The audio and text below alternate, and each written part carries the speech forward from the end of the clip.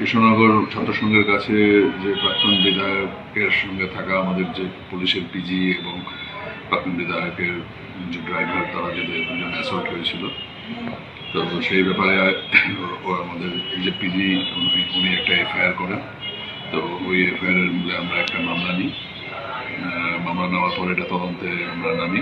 তদন্তে নেমে আমরা সিসিটিভি ফুটেজ কালেকশন করি এবং ওটা অ্যানালাইজ করি এবং বিভিন্ন সাক্ষী সামল তাদের সাক্ষীটাকে নিয়ে আমরা একটা লিস্ট তৈরি করি। করে আমরা কালকে মোটামুটি সন্ধ্যা পর থেকে সারা রাত জুড়ে আমরা বিভিন্ন জায়গায় রেড চালাই। তবে এবং এরপরে আমরা 3 জন ব্যক্তিকে অ্যারেস্ট করতে সক্ষম হই। সে 3 জন হলো স্নেহাশিস লাইডি, বাপ্পা নন্দী এবং আব্দুল সাহিদ। তো এই 3 জনকে অ্যারেস্ট করার পরে আজকে আমরা মাননীয় আদালতে তাদেরকে পেশ করলাম। মাননীয় আদালত 15/5/2022 পর্যন্ত তাদেরকে জেল কাস্টাডিতে থাকার নির্দেশ জারি করেন।